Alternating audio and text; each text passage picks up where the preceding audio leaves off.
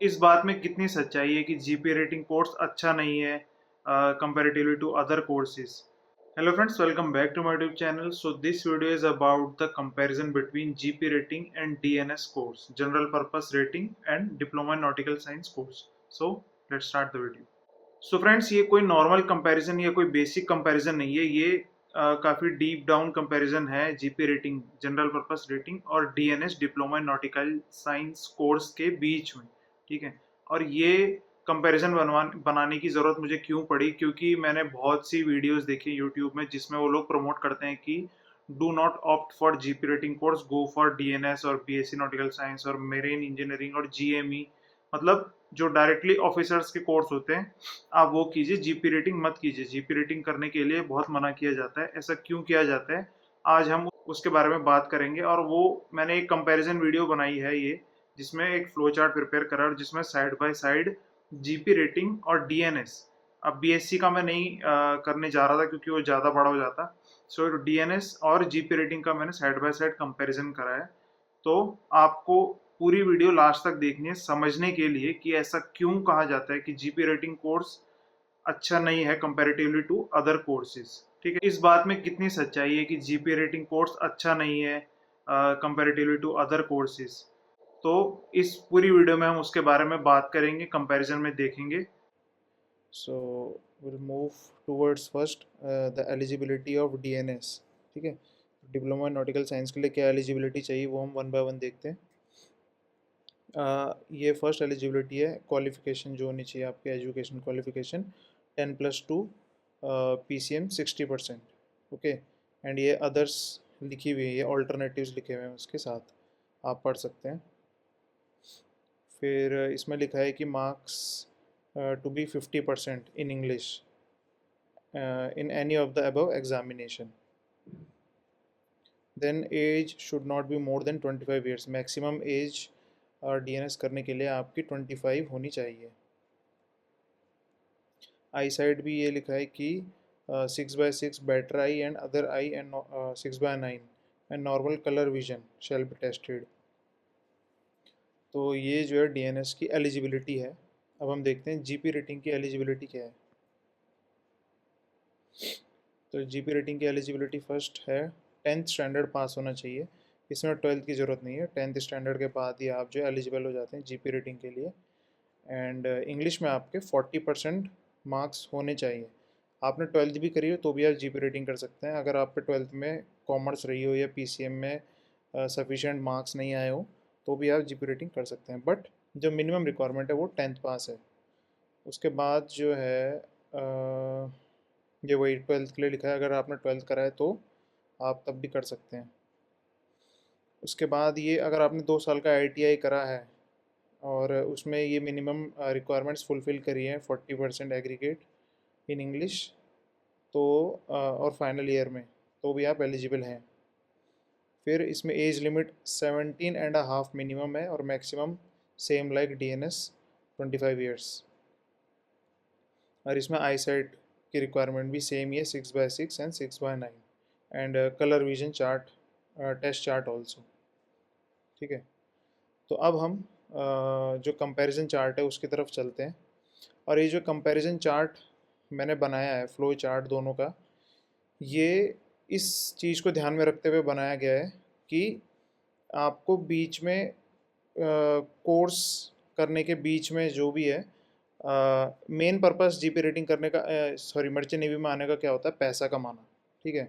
आप किसी से भी पूछ लो, आप why do you want to join merchant navy, वो कैसा भी आंसर दे लेंगे, बट उनका माइंडसेट सिर्फ ये रहता है कि पैसा कमाना। सब कम से कम टाइम में विद कम से कम एजुकेशनल क्वालिफिकेशन लोग ज़्यादा से ज़्यादा पैसा कमा लेते हैं मर्चेंट नेवी में, और वही सबका मोटिव होता है, सबका एम होता है। ठीक है, सबके माइंड में सबसे पहली प्रायोरिटी जो होती है वो वही होती है। तो मैंने उस बिहाफ पे इस चार्ट को प्रिपेयर करा है कि आपका सब कुछ सही से चल रहा है, कि आपका कोर्स अच्छे से हो गया, आपकी ज्वाइनिंग अच्छे से हो गई, आपने एग्ज़ाम अच्छे से पास कर लिया एक फर्स्ट अटैम्प्ट में।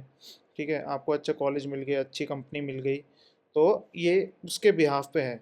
जो इसके पीछे स्ट्रगल्स होते हैं कि एजेंट के थ्रू जाते हैं, ये वो सब जो है सेपरेट हैं, वो इसमें मैंने इन्वॉल्व नहीं करे हैं। ये एक नॉर्मल है कि आपने जीपी रेटिंग करा, आपको जॉब मिल गई है, डीएनएस करा, आपको जॉब मिल गई है, उसके बाद आपका क्या प्रोसीजर रहेगा आगे। ठीक है, तो एक नॉर्मल प्रोसीजर है। फर्स्ट अटेम्प्ट में आपने एग्ज़ाम्स ओरल्स पास कर लिए, तो ये उसके बिहाफ पे मैंने फ्लो चार्ट बनाया है। ठीक है, तो पहले हम देखेंगे जीपी रेटिंग के बारे में। हाँ, तो जैसा हमने पीछे एलिजिबिलिटी रिक्वायरमेंट्स देखी है, जीपी रेटिंग का फर्स्ट जो पॉइंट है उसमें 10th आपकी मिनिमम होनी चाहिए, आप 10th पास होने चाहिए, और उस टाइम आपकी एज अराउंड 17 ईयर्स ओल्ड होगी। 17 साल की उम्र में आप 10th क्लियर कर लेंगे। 10th करने के बाद आप जीपी रेटिंग करेंगे 6 महीने का कोर्स। ठीक है, जिसकी फ़ीस अराउंड, ये मैंने एक एवरेज फ़ीस निकाली है, 3 लाख होगी। 3 लाख ज़्यादा बोल रहा हूँ मैं, बट मैंने 5-6 कॉलेजेस की जो फीसेस हैं वो मैंने कंपेयर करी है, मैं आपको नाम बता देता हूँ। उसमें से कुछ कॉलेज हैं जैसे HIMT, AMET, नूसी और ग्रेट ईस्टर्न, TS रहमान। तो ऑलमोस्ट ज़्यादातर की फ़ीस जो है 2,20,000, 10,000, 55,000 ऐसे रही है। सबसे ज़्यादा ग्रेट ईस्टर्न की है 4,47,000, बट उसको हम कंसिडर नहीं करेंगे बिकॉज वो ITI मांगता है, तो उसके लिए ITI नहीं करना है। तो बाकी एक AMET की है, वो 3.5 लाख है, 3,50,000। तो मैंने एक on an average 2.5 lakh fees निकाली है जीपी रेटिंग की। तो और ये जो बाकी थर्ड पॉइंट में नीचे के कोर्सेज़ हैं, जिसमें आप देख रहे हैं octo gas, yellow fever, SID, PCC, visa लगवाने का, अगर US वीज़ा लगवा रही है कंपनी, अकाउंट ओपन करने का, तो ये सब एक्सपेंडिचर्स मिला के आपके 3 लाख हो जाएंगे। ठीक है, तो आपने जीपी रेटिंग करा, 6 महीने में कंप्लीट हो गया आपका। और उसी दौरान आपने, जैसे एक एग्जांपल ले लेते हैं, सिनर्जी जो है चांस देती है फ्रेशर्स को, रिक्रूट करती है। तो आपने जैसे जीपी रेटिंग, मेरी तरह जीपी रेटिंग का आपने एग्ज़ाम अटेंड करा, ठीक है, during the tenure of your course, और आप पास हो गए। तो पास होने के बाद आपका जो वेटिंग पीरियड रहेगा कंपनी ज्वाइन करने के लिए, उस वेटिंग पीरियड में आप ये अपने कोर्सेज कर सकते हैं, गैस का, केमिकल का, और ये ID कार्ड्स वगैरह ये सब बनवा सकते हैं जो मैंडेटरी डॉक्यूमेंट्स है। ठीक है, पासपोर्ट वगैरह ये सब आप बनवा सकते हैं। तो ये वेटिंग पीरियड प्लस ये कोर्सेज और ये जीपी रेटिंग का ये मिला के पूरा 1 साल आपका इसमें चला गया। फिर ज्वाइनिंग होते ही साथ 6 महीने बाद जब आपकी ज्वाइनिंग होगी वेटिंग पीरियड के बाद, तो आप एज अ ट्रेनी वाइज जाएंगे। ट्रेनी वाइज में आपको 9 मंथ्स सेल करनी है, अपनी वॉच कीपिंग निकालनी है, और ये सी टाइम लिखा है ST जो है 9 मंथ सी टाइम, 3+3 मंथ्स वेटिंग। ठीक है, तो यहाँ पे 3 मंथ्स वेटिंग पीरियड है। ये में एक मिनिमम, अगर आपका गोल है पैसा कमाना और ऑफिसर बनना, ठीक है, पैसा कमाना और ऑफिसर बनना टाइमली, तो ये उसके हिसाब से, तो आप मिनिमम टाइम स्पेंड करेंगे घर पे 3 मंथ्स। ठीक है, तो उस टाइम ट्रेनिंग की जो बेसिक सैलरी होती है स्टार्टिंग में $500 होती है। इसमें हमने कुछ इंसेंटिव्स ऐड नहीं करे हैं, बिकॉज ट्रेनीज जो हैं वो इंसेंटिव्स के लिए एलिजिबल नहीं होते हैं। जैसे होल्ड क्लीनिंग हो गया या अदर क्लीनिंग्स हो गई, फ्रेश वाटर टैंक या बलास्ट टैंक या एक्सेट्रा, या ओवर टाइम, तो ये उसके लिए एलिजिबल, ओवर टाइम के लिए एलिजिबल होते हैं ट्रेनीज, बट ये अदर इंसेंटिव्स के लिए नहीं होते हैं। फिर 3 महीने की वेटिंग के बाद आप फिर से ऑर्डिनरी सीमेन में जाएंगे, फिफ्थ पॉइंट में। तो ऑर्डिनरी सीमेन में आपको 2 साल सेल करनी पड़ेगी, 18 मंथ्स, टोटल 18 मंथ्स का टेन्योर कंप्लीट करना पड़ेगा आपको, जो है AB बनने के लिए। तो आप जब 18 मंथ्स का, तो उसमें 3-3 महीने के 2 वेटिंग पीरियड आप जोड़ लीजिए, तो 2 साल यहाँ कंप्लीट हो गए। तो 1 साल ट्रेनी OS में, 2 साल OS में, तो यहाँ पे आपकी सैलरी दोनों साल, ये 1300 मैंने यहाँ पे इसलिए लिखा है क्योंकि वैसे तो एक्चुअल में 11,500 या 1,200 है, बट ये 100 $100 मैंने इसलिए एक्स्ट्रा लिखे हैं क्योंकि आप अगर बल्क पे हैं तो वहाँ पे होल्ड क्लीनिंग मिलती होगी, OT मिलता होगा, या केमिकल पे है, या क्रूड ऑयल पे है, या कंटेनर्स पे है, तो इन सब पे जो एक्स्ट्रा एक्स्ट्रा मिलता है, तो उसके मैंने जस्ट 100 $100 जोड़े हैं एक्स्ट्रा। ठीक है, तो इसको यहाँ पे कंसीडर करने के लिए, तो ये *2 लिखा है, मतलब ये 2 सेलिंग का है। ठीक है, 1300 ये पर मंथ है, और जो है 1300 इंटू 9 इंटू 2 है। तो फिर उसके बाद वेटिंग के बाद जो है आप फिर से AB में जाएंगे, 9 मंथ्स की सेलिंग आप कंप्लीट करेंगे, सी टाइम अपना कंप्लीट करेंगे, प्लस उसमें 3 मंथ्स का वेटिंग टाइम मैंने ऐसे ही ऐड कर दिया है। तो AB का भी मैंने सेम ऐसे ही इंसेंटिव्स वगैरह जोड़ के जो है $1,700 लिख दिए सैलरी। ठीक है, तो उसके बाद जो है आप जो, अगर आप UK COC के लिए, सॉरी, अगर आप थर्ड मेट के लिए प्रिपेयर कर रहे हैं, तो उसके लिए फिर आप जो है उतरते ही साथ आप पहले से ही रजिस्ट्रेशंस वगैरह जो भी फॉर्मेलिटीज़ है वो अपनी लास्ट सेल में कंप्लीट करते हैं, और उसके बाद आप क्या करते हैं, वीज़ा वगैरह के लिए अप्लाई करते हैं यूके के। फिर आपका जो है 1 साल का कोर्स होता है, ठीक है। अब उस 1 साल के कोर्स की जो फीस होती है वो अराउंड 15 लाख समथिंग होती है, 15 to 18 लाख डिपेंड्स, ठीक है। तो ये 1 ईयर वाला मैं बोल रहा हूँ जो आप डायरेक्टली कंप्लीट कोर्स वहाँ करेंगे, ये कॉम्बिनेशन वाला नहीं है कि आधा इंडिया में आधा बाहर। तो ये यूके सीओसी आप जो कंप्लीट है 1 ईयर का आप बाहर जाके करेंगे, तो वहाँ पे आप पार्ट टाइम जॉब करके इतना 5 से 6 लाख रुपए अराउंड द ईयर आप कमा सकते हैं, पूरे साल का पढ़ाई के साथ आप पार्ट टाइम जॉब करके। $7,300 होता है 6 लाख का, तो ये 82 के हिसाब से है, ठीक है। फिर उसके बाद आपको जो है एडवांस कोर्सेज करना है, उसमें 6 महीना निकल जाएगा इंडिया में। ये मैंने मैक्सिमम पकड़ा है, मैक्सिमम 6 महीना नहीं लगता है, बट इसमें मैंने ज्वाइनिंग प्लस कोर्सेज जो मॉड्यूलर एडवांस कोर्सेज होते हैं वो सब पकड़ के और वेटिंग पीरियड पकड़ के 6 महीना यहाँ पे करा है। तो उसके बाद जो है, अगर आप सिनर्जी में ही है, अगर आप सेम कंपनी में ही स्टार्टिंग से, तो बहुत सी कंपनियाँ आज के टाइम पे रेटिंग डिपार्टमेंट को प्रमोट कर रही है फॉर ऑफिसर। तो उसके बाद आप जो है थर्ड मेट बन सकते हैं। तो आप एट द एज ऑफ 24 और मैक्स टू मैक्स 25, आप अगर 17 की एज में प्रोसेस स्टार्ट करेंगे तो आप 24-25 की एज तक थर्ड मेट बन जाएंगे, ठीक है। 25 में इसलिए बोल रहा हूँ बिकॉज कुछ कंपनियां स्टार्टिंग में 6 महीने का कॉन्ट्रैक्ट देती है एज अ कैडेट, ठीक है। तो उसमें वो आपको ऑब्जर्व करती है, किसी ऑफिसर के साथ आपको वॉच पे रखती है, उसके बाद आपको नेक्स्ट सेल पे as a third mate promote कर देती है। अब हम देखते हैं डीएनएस का फ्लो चार्ट क्या कहता है। तो डीएनएस के फ्लो चार्ट की अब जो एलिजिबिलिटी है, बेसिक एजुकेशनल क्वालिफिकेशन है डीएनएस के लिए, वो है 10th वाला ही नहीं कर सकते, तो प्लस यहाँ पे 2 साल आपको एक्स्ट्रा देने पड़ेंगे, पीसीएम लेनी पड़ेगी 12th में, तो यहाँ पे प्लस 2 ईयर्स एक्स्ट्रा है, ठीक है। और डीएनएस के लिए फिर आपने जब 12th पीसीएम से क्लियर कर लिया, आपके 60% मिनिमम होने चाहिए इसमें। और यहाँ जो जीपी रेटिंग था इसमें जो है इंग्लिश में 40% होने चाहिए मिनिमम, बाकी सब में पास पास चलेगा। लेकिन यहाँ डीएनएस में क्या है, पीसीएम सब्जेक्ट होना चाहिए 12th में, और उसमें 60% आपके मार्क्स होने चाहिए। तो 12th कंप्लीट करते करते आपकी एज 19 ईयर्स ओल्ड के आप हो जाएंगे, ठीक है। और ये मैंने 11th और 12th जो आप एक्स्ट्रा करेंगे, जो 2 साल कंपेरेटिवली टू जीपी रेटिंग, ये उसकी मैंने मोटी मोटी फीस लगाई है, 2 लाख रुपए 2 साल की, 11th और 12th की। फिर फर्स्ट पॉइंट में, फिर उसके बाद जो IMU CET है, जो आपको एग्ज़ाम देना मैंडेटरी होता है ऑफिसर्स के लिए, तो IMU CET की कोचिंग आप लेंगे, विदाउट कोचिंग आप जो है वो नहीं करेंगे, एग्ज़ाम के लिए अपेयर नहीं होंगे। तो 2 महीने की कोचिंग की फ़ीस अराउंड 50K होती है, 50,000, ठीक है। फिर उसके बाद जो है, अभी जो आपका जब ये एग्ज़ाम ख़त्म होगा 12th का, तो वो मिड ऑफ द ईयर होता है ख़त्म, ठीक है। मिड ऑफ द ईयर फिर आप 2 महीने की कोचिंग लेंगे उसमें, तो 2 महीने की कोचिंग लेने के बाद आप प्रिपेयर होंगे। फिर नेक्स्ट ईयर जो है, उस साल तो आप एलिजिबल नहीं दे पाएंगे एग्ज़ाम, क्योंकि IMU CET साल में एक बार ही निकालता है, और जून या मई में ऐसे करके निकालता है। तो आपको नेक्स्ट ईयर जो है IMU CET का एग्ज़ाम अटेम्प्ट करना पड़ेगा। आप नेक्स्ट ईयर देंगे, फिर 1-1.5 महीने में आपका रिजल्ट आ जाएगा, फिर अकॉर्डिंगली आप कॉलेज लेंगे, और फिर आप डीएनएस के लिए एडमिशन लेंगे किसी भी कॉलेज में। तो डीएनएस आपका डिप्लोमा इन नॉटिकल साइंस, ये .4 है जो ये 1 साल का कोर्स है, और इसकी फ़ीस अराउंड 6 लाख तक है। अच्छे कॉलेजेस में जो प्लेसमेंट्स देती हैं वो 6 to 6.5 लाख है। ये भी मैंने कुछ 6-7 कॉलेजेस देखे हैं, तो ये एक एवरेज फ़ीस मैंने निकाली है कि इतनी तो आपको देनी पड़ेगी अच्छे कॉलेजेस के लिए। और इस 7 लाख में जो है, ये बाकी के जो ऑक्टो गैस और येलो फीवर एसआईडी ये सब कोर्स हैं, इनकी फ़ीस भी मैंने मिला रखी है।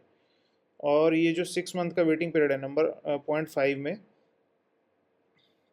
में जो 6 मंथ का वेटिंग पीरियड है, इसमें आप ये सब कोर्स कर लेंगे, और ये जो आपका ज्वाइनिंग पीरियड, जो ज्वाइनिंग से पहले आपका वेटिंग पीरियड होता है, ये पूरा वो 6 महीने है, तो आप उसको यूटिलाइज़ करेंगे। तो यहाँ 1 साल का आपने कोर्स करा, आप यहाँ पे समझ लीजिए आपके पास ऑलरेडी स्पॉन्सरशिप है डीएनएस में किसी भी कंपनी की, ठीक है।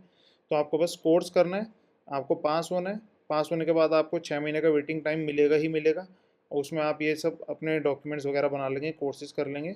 फिर आप 6 महीने बाद as a deck cadet join करेंगे। ठीक है, तो एक एज अ डेक कैडेट आप ज्वाइन करेंगे तो आपको 18 मंथ्स का सी टाइम चाहिए होगा अगर आपने डीएनएस करा है। तो 18 मंथ्स का सी टाइम चाहिए होगा, प्लस इन दोनों सेल के बीच में आप 3 महीने का रेस्ट भी लेंगे घर पे। ठीक है, वेटिंग टाइम। तो इसमें जो सैलरी रहती है वो फर्स्ट सेल में कैडेट की मिनिमम 500 रहती है, इससे नीचे नहीं रहती है अगर अच्छी कंपनी में है, और सेकंड सेल में 700 हो जाती है। ठीक है, अगर अच्छी कंपनी में है तो दो सेल में जो है इसकी 500 रहेगी पर मंथ और ये 700 रहेगी पर मंथ सेकंड सेल में। अब ये कंप्लीट करने के बाद, अपनी जो सी टाइम कंप्लीट करने के बाद आप जो है फंक्शन कोर्स के लिए अप्लाई करेंगे जो 4 महीने का होता है। उसके बाद आप उसके ओरल प्लस एग्ज़ाम के लिए एलिजिबल होंगे। कोर्स कंप्लीट करने के बाद तो आप एग्ज़ाम देंगे। तो इसका खर्चा अराउंड 35 to 40 के होता है, तो मैंने यहाँ पे वो लिखा हुआ है 35 to 40,000 7 पॉइंट में। 8th पॉइंट में क्या है, एडवांस कोर्सेज करने पड़ते हैं, उसके लिए भी 6 महीना चाहिए आपको। तो उसका खर्चा कम से कम 1 लाख, मैंने एक राउंड फिगर लगाया, आना जाना रहना खाना पीना, तो बाकी कोर्सेज की फ़ीस, तो ये सब at the and 9th point में आप ये सब कंप्लीट करने के बाद, और इसमें ही वेटिंग पीरियड भी मैंने इंक्लूड करा हुआ है, तो आप थर्ड मेट बन जाएंगे 26 साल की एज तक। तो यहाँ पे जीपी रेटिंग में आप देखिए, आप 24 ईयर्स की एज तक आप जो है थर्ड मेट बन जा रहे हैं, और डीएनएस में जो है 26 साल की एज तक आप जो है थर्ड मेट बन जा रहे हैं। तो अब ये एक मोटा मोटा मेरा कैलकुलेशन है जो मैंने बहुत से फैक्ट्स देख के और ढूंढ ढांड के बहुत रिसर्च करके ये बनाया है। अगर कुछ कहीं पे मैंने गलती करी है तो आप कमेंट करके मेरे को बता सकते हैं, करेक्शन कर सकते हैं, तो मैं वो कमेंट में पिन करके करेक्शन एज अ करेक्शन डाल दूंगा। बट जितना मैंने रिसर्च किया उसके अकॉर्डिंग अभी फ़िलहाल इतना ही है। अब हम देखते हैं कि जीपी रेटिंग 10th क्लास से लेके थर्ड मेट बनने तक आपको कितना समय लगा, आपने कितना खर्चा किया और कितना बचाया। ठीक है, तो पहले हम जीपी रेटिंग का देख लेते हैं, क्योंकि मेन मोटिव हमारा मर्चेंट नेवी में आने का है पैसा कमाना, ये याद रखिएगा। ठीक है, तो अब हम यहाँ पे देखते हैं जीपी रेटिंग करने के बाद हमें थर्ड मेट बनने के लिए टोटल टाइम लगा है 7 साल, 7 ईयर्स। तो 17 + 7 = 24 years old you become third met.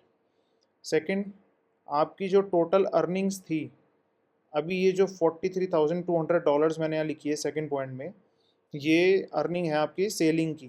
ठीक है, और प्लस ये ओएस और एबी में जो आपने सेल करा है, प्लस ये जो $7,300 है, ये अर्निंग है आपकी जब आप यूके एग्ज़ाम में जाएंगे तो वहाँ पे पार्ट टाइम जॉब करेंगे। तो टोटल आपका बनता है $50,000, ज़्यादा बन रहा था बट $50,000 राउंड फिगर। तो इंडियन मनी में ये 82 के हिसाब से होता है 41,42,400 रुपीज़। ठीक है, अभी टोटल एक्सपेंडिचर यहाँ पे आपका हुआ है 20 लाख। 10th तो आपने करनी थी, ये तो माँ बाप के पैसों से होनी थी। ठीक है, अभी चलो माँ बाप के पैसे या किसी से भी, मतलब 10th तो मिनिमम है ही, तो इतना तो आपको पढ़ना ही है कम से कम। उससे नीचे पढ़ के तो फिर आपके पढ़ने का मतलब ही नहीं है। तो 10th तो आपके पास एटलीस्ट डिग्री होनी चाहिए, बिकॉज होनी चाहिए बस। तो आपका खर्चा कहाँ पे हुआ 20 लाख का, मैं बताता हूँ। अभी 3 लाख तो यहाँ खर्चा हो गया आपका जीपी रेटिंग में। ठीक है, इसकी फ़ीस प्लस इन कोर्सेज़ की फ़ीस। फिर उसके बाद आपका खर्चा कहाँ हुआ, यूके के लिए एग्ज़ाम के लिए और ये एडवांस कोर्सेज़ के लिए 7 और 8 पॉइंट में। तो ये टोटल खर्चा मिला मिलू के आपका हो गया है 20 लाख का। अब अगर ये पिछले 7 साल का मैं बता रहा हूँ, सिर्फ कोर्सेज़ और इन सब का मिला के मैं बता रहा हूँ, आपके नॉर्मल घर के खर्चे वर्चे जोड़े नहीं है इसमें, ये एक नॉर्मल मैं बता रहा हूँ। तो 20 लाख आपका खर्चा हुआ है। अब आपने अर्निंग कितनी करी थी 7 साल में, कोर्सेज वगैरह सेलिंग वगैरह करके 41,42,400। अब अगर आप 41 में से 20 लाख माइनस कर देंगे तो आपके पास बच रहे हैं 21 लाख रुपीज़, या मोटा मोटा आप लगा लीजिए 20 लाख रुपीज़ आपके पास अभी भी हैं, और आप थर्ड मेट बन चुके हैं। 20 लाख आपकी जेब में और आप थर्ड मेट बन चुके हैं। ठीक है, ये बात को ध्यान रखिएगा। अब हम देखते हैं डीएनएस का क्या सीन हुआ है। तो अब यहाँ पे डीएनएस को करने के लिए 12th के बाद, अब ये जो 2 एक्स्ट्रा ईयर्स आए हैं, ये जो आपने 12th करी है, 11th और 12th करी है, ये +2 वो ईयर्स इसमें ऐड हुए हैं, तो ये 9 साल टोटल टाइम लग गया है। तो आपको जो है 10th के बाद जो +2 करे हैं 11 और 12th, वो भी इसमें जोड़ा है, तब जाके आपको क्योंकि ये जीपी रेटिंग से कंपैरिजन हो रहा है डीएनएस का। तो आपको बट गोल दोनों का सेम ही है, थर्ड मेड बनने का। तो आपको टोटल टाइम लगेगा थर्ड मेड बनने में डीएनएस के थ्रू रास्ते से 9 ईयर्स, ठीक है, थर्ड मेड बनने के लिए 9 ईयर्स। उसके बाद आपकी टोटल अर्निंग कितनी होगी, ये फर्स्ट सेल की है सेकंड पॉइंट में, और ये सेकंड सेल की 6300। तो ये कैडेट की वो है, तो आपकी टोटल हो जाएगी $10,800। इंडियन मनी में हो जाएगा 8,85,600 रुपीज़ कैडेट ने कमाए 2 साल में, सिर्फ 2 साल में, ठीक है। अब आपका एक्सपेंडिचर हो रहा है यहाँ पे 11 lakhs का। हाउ, अब ये देखते हैं। तो अब ये एक्स्ट्रा फीस जो यहाँ पे जा रही है 11th और 12th की, वो 2 लाख मैंने मान लिए 2 साल की, ठीक है। प्लस इसमें 50K जा रही है, 50,000 जा रही है IMUCET की कोचिंग लेने के लिए। कुछ कुछ बच्चे 6-6 महीना भी लेते हैं, 4-4 महीना भी लेते हैं, तो वो फीस जो है ऊपर नीचे हो सकती है। फिर उसके बाद ये 1,000 छोड़ देते हैं। ये डीएनएस की फ़ीस जो है, प्लस ये जो एक्स्ट्रा कोर्सेज होते हैं, 7 लाख आप राउंड मोटा मोटा लगा लीजिए, ठीक है। उसके बाद यहाँ पे आप अर्न करना शुरू करते हैं 6th पॉइंट में। फिर आप फंक्शंस के लिए भी आपने पैसे दिए 35,000 समथिंग यहाँ पे, फिर एडवांस कोर्सेज वगैरह और ये सब मिला के 1 लाख रुपए। At the end you have become a third mate. तो यहाँ पे आपका टोटल एक्सपेंडिचर हो रहा है 11 लाख। तो अभी आप 11 लाख में से 8,85,600 को माइनस करेंगे तो आपकी सेविंग हो रही है -2,14,400। तो यहाँ पे आपका जो बैलेंस है वो माइनस में है। अगर आप डीएनएस करके थर्ड मेड बन रहे हैं तब तक आपकी जेब में पैसे डेब में है, क्रेडिट में नहीं है, डेब में है, माइनस में है।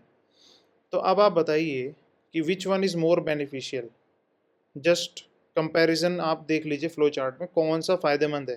थर्ड मेड बनने के बाद अगर आपका एम पैसा ही कमाना है तो थर्ड मेड बनने के बाद जीपी रेटिंग में आपकी जेब में 20-21 लाख रुपए बच रहे हैं, और डीएनएस करने के बाद थर्ड मेड बनने के बाद उसमें आपकी जेब में माइनस में पैसे हैं 2-2.5 लाख रुपए। तो आपको पहले तो ये 2-2.5 लाख रुपए फुलफिल करने पड़ेंगे, उसके बाद आप कमाना शुरू करोगे। आई होप आपको एक कंपैरिजन, ये एक बेसिक कंपैरिजन है। अगर आपको कोई चीज़ सही नहीं लगी है, अच्छी नहीं लगी है, तो आप कमेंट कीजिए या इंस्टाग्राम पे मुझे मैसेज कीजिए, मैं उसको रिवाइज़ करूँगा। या बट ये जितनी मैंने रिसर्च करी है अकॉर्डिंगली, ये उसके हिसाब से मैंने एक चार्ट प्रिपेयर करा है। तो ये, अब आप बताइए कि which one course is better, GP rating और डीएनएस, दोनों में से कौन सा कोर्स बेटर है।